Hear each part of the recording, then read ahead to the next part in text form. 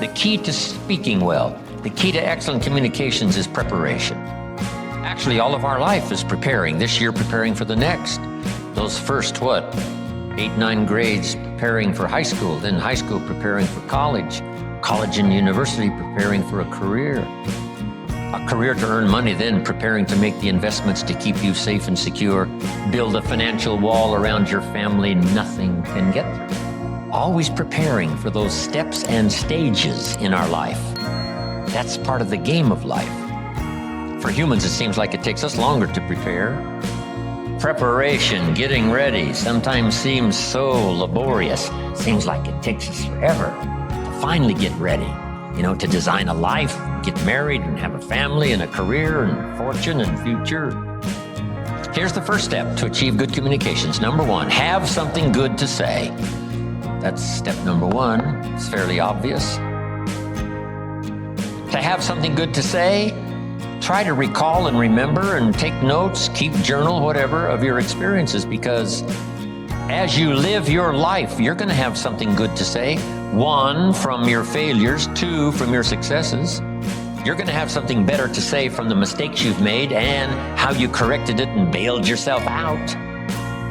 And sometimes instead of just registering it in your head, why not commit it to paper so that it gets logged, it gets recorded, and someday you can use it for the future? Have something good to say. Now we must learn to say it well. Once you've got something, now you can't mumble. If you've got something good to say, you can't mumble. It's got to be clear, or no matter how good the message is that you've got to deliver, how good the instructions, how good the ideas, no matter how good they are, if you don't deliver them well, now the power is lost and the opportunity is lost. So number 1 is to have something good to say, and number 2 is to say it well. Here's what'll help you to say it well. Make this list. Number 1, sincerity. If a message is delivered with sincerity, see, that makes all the difference. If the speaker is sincere, if the father is sincere, if the mother is sincere, see, that's captivating for the children. If the friend is sincere, even covering a delicate subject for us of some changes we probably should make, if they're sincere, see, we will give them room. Perhaps to get on our case if we know they're sincere, not just trying to criticize for criticizing's sake. If your sincerity, I'm telling you, that wins the day. Here's what can really be accomplished. Hopefully, like this weekend here, someone sincerely willing to speak and someone sincerely willing to listen. Now, in terms of lecture, book, seminar, and all the rest, we must come to this conclusion, because it's a wise conclusion, that sincerity is not a test of truth. In your study and evaluating everything, just make sure you have that in the back of your mind. Sincerity is not a test of truth. We must not make the mistake of saying, he must be right, he's so sincere. See, that might be a mistake. Why is that? Here's why. It's possible to be sincerely wrong. So sincerity is not a test of truth. Here's the only test of truth. Truth. Truth is the only test of truth, not sincerity.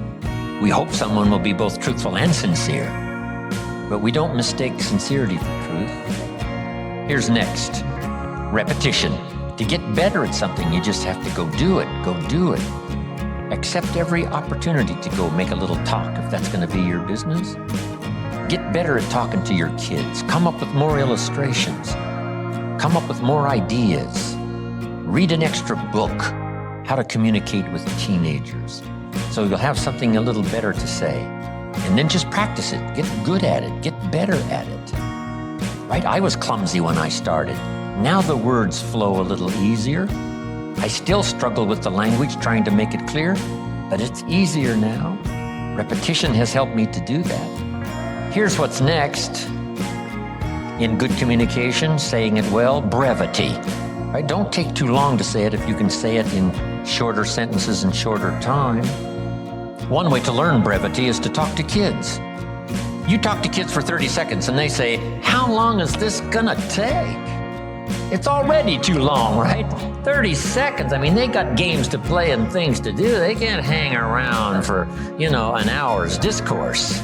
So talk to kids. It helps you to make it more brief. Powerful, but brief. Well said, but, more brief. So here's what's powerful. And you can talk less and even be more effective in this personal development area. The stronger you become and the wiser you become, the more caring you become, it shows in your language and your manner.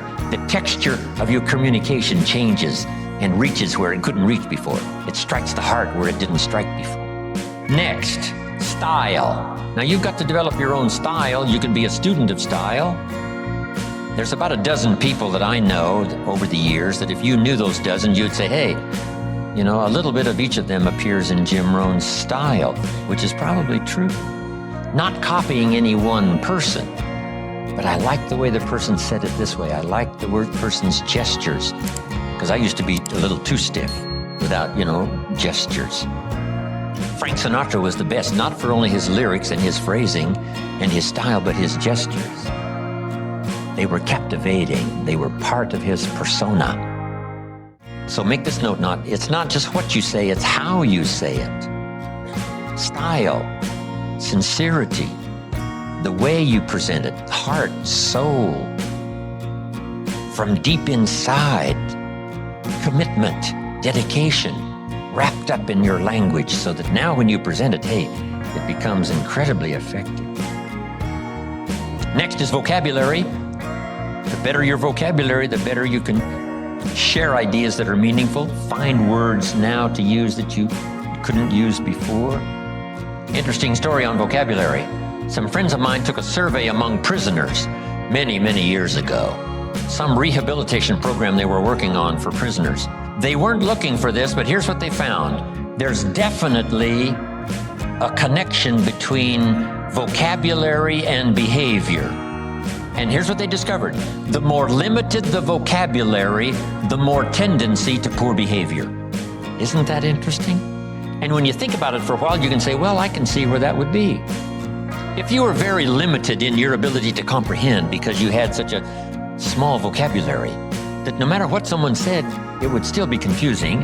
No matter what they said, it still might not make sense.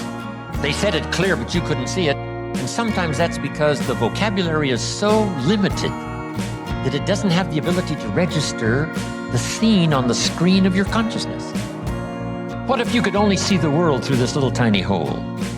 You would be inclined to say, the world is like this. And all of us would say, no, the world is like this. This person would say, no, it's like this. How come they keep insisting the world is like this? Because that's all they can see. They're limited in the scope of their ability to widen their perception about life and what's going on and what's happening simply because they don't have the vocabulary to understand. So they started working on vocabulary, and immediately behavior started to change. Being able to see, being able to comprehend. Oh, now I see. Oh, now I understand the reason why. And as your education increases, that should be one of the major purposes for education, is to help you see things you couldn't see before. Comprehend what you couldn't comprehend before. See a future you couldn't see before. See beyond tomorrow you couldn't see before. See, that's a gift. Vocabulary. So keep working on your vocabulary. Now here's another reason. Only with our present vocabulary can we express what's going on in our head, what's going on in our heart. You can't express beyond your present vocabulary. What if it's very limited? Then your ability to express what you think, express how you feel, is limited. So by a very restricted vocabulary, if you can't understand very well, and if you can't express very well, then your world becomes very, very small, and you only need a place 8 by 10 to live. So jot this down. Make one of the books very important book, and that is the dictionary. The word you don't understand? I think Dennis mentioned that earlier. Come to a word you don't understand, you look it up. Say, what is this word? Words are like lights. It's like another light. Now make this note now, especially the English language. There's nothing richer than the English language because there's so many ways to say it in English. In some languages, there's only one way to say it. In English, there's another way to say it, and another way to say it, and another way to say it. Don't make sense in another language, so it's interesting. So you have to learn how to present, how to do the stuff so that it's easier for the translators to make sense, right, of what you're trying to say. It's interesting. But the gift of language is so powerful, it's worth the exercise, it's worth the effort. Vocabulary, brevity, style, repetition, sincerity, saying it well. Here's another one on saying it well. Don't fail to say it. You need to practice. Practice everywhere. If you're going to give someone a gift and send a little card, practice making this little card something they'll keep and remember for the rest of their life. Not ordinary, extraordinary. Not like everyone else, different than everyone else.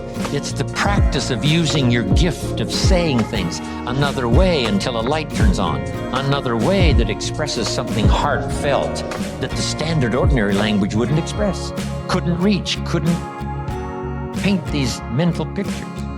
See if you can't choose the words that are meaningful, words that are unique.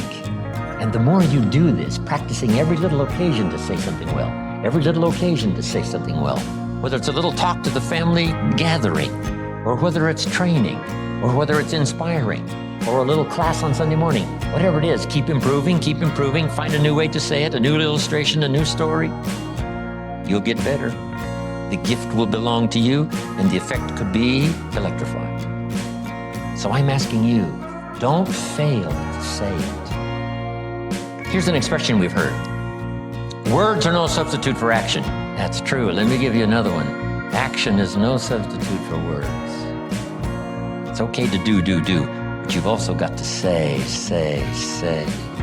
Express it, as clumsy as it might be to start. Start a better program of better communication, saying it better.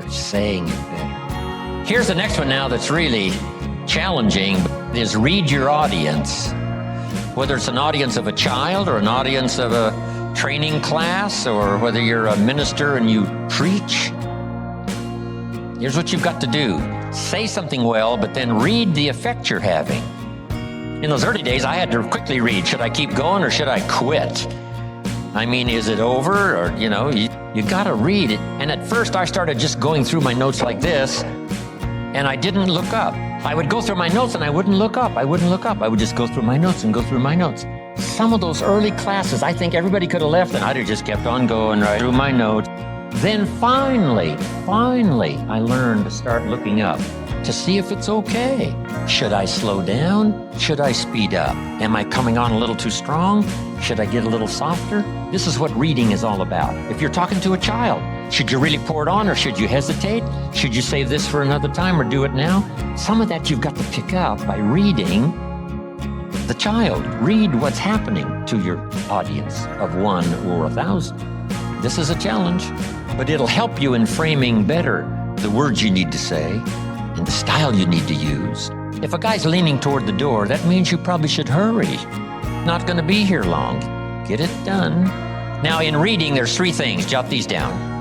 3 things in reading your audience. First, you read what you see. Salespeople soon learn. If the customer's got his arms folded and his chin tucked down and he's frowning, this one ain't gonna be easy. All right, this one's gonna take all my skill to get his arms unfolded, make him a little more comfortable, get that frown off of his face. What can I do? I got to reach in my bag for some good stuff, right? To see if I can't sort of change the situation. And what causes us now to do those amendments in our presentation? It's reading someone's body language, right? What's happening? Here's the next one. You've got to read what you hear. If it's a two-way conversation, you've got to listen as well as talk. Mama said 2 ears, 1 mouth. Listen twice as much as you talk at least, maybe more. Listen so that you can now know how to proceed, especially if you're talking to a child. You listen so that you know how to proceed. No use going on and on if just a couple of things will do. And by listening, you pick that up by listening. Here's the next one. You got to pick up the emotional signals, how you feel, whether you're coming on too strong, whether you should be stronger or easier this time. That's an art in reading. First, what you see. Second, what you hear. Third, read how you feel. Now, this is where women really have it made, being able to feel, sense. Woman says, it doesn't feel right. Man says, what does that mean? It doesn't feel right. Listen, I'm telling you, something. Women know about this stuff. Something, isn't it? Wow. And they pick it up. Men can learn better on how to pick up these emotional signals, but women seem to have it. They're tuned in. It's built in. Because there's no use going on and on. If the signal should have told you, wow, this is not the time. This is too strong. Picking up not only what you see and what you hear, but what you feel. To achieve good communication, something good to say, saying it well, reading your audience. Here's the last one. Intensity. Intensity is the emotional part of communication. Communication is both words and emotion. Here's what's really powerful. Words loaded with emotion. See, that's what's unbelievably powerful. It can move nations. It can help people change directions. It can establish an ideology. But it can also be used for a good direction. This intensity, strength, power, emotion. Now here's the craft. And conversation is a craft. Don't get lazy in learning this craft, because it'll serve you so well at home, it'll serve you so well in the marketplace, it'll serve you so well in your career and making your fortune. This craft of communication. Here's the combination. Well-chosen words mixed with measured emotion. Not only do the words have to be well-chosen, the emotion has to be well-measured. Another great set of insights by Mr. Rohn. Here are some of the key pieces that stood out for me. The first one, have something good to say. Having something good to say is like offering a ray of sunshine to the world. In a realm where negativity often lurks, your words become the seeds of positivity, kindness, and inspiration. Sharing meaningful thoughts not only uplifts those around you, but also cultivates a culture of optimism. In addition to that, using some facts and also real information is very helpful. So let your words be the change you wish to see, and let the beauty of your thoughts paint the canvas of conversations. The second one that was also very important that Mr. Rohn shared with us today was to deliver with clarity and brevity. Delivering with clarity and brevity is an art that one builds over a period of time. The art of conveying precise messages without excess. In a world brimming with information, simplicity shines. Clear and concise communication captivates attention and ensures understanding. Embrace the power of succinctness. Make your words impactful and your ideas resonate effortlessly. Another important piece of information shared today was the fact that action has no substitute. Action reigns supreme, for no substitute can match its potency. The spark of change, progress, and achievement ignites only through action. Intentions without execution remain mere dreams. Remember, it's the steps you take that shape your reality and breathe life into aspirations, making action truly unparalleled. Here are some of the key skills to develop. The first one, develop the ability to comprehend. The second one, practice and practice everywhere. The third one is to build your vocabulary. The fourth one, read your audience, their body language. Listen, see if you can pick up any signals, and practice on the intensity of your speech. Important phrases to note. Communication is a craft. Speak with brevity. Be sincere and say it well. Have something good to say. And the last one, well-chosen words mixed with well-measured emotion. Thank you for your time, and I will talk to you in my next video.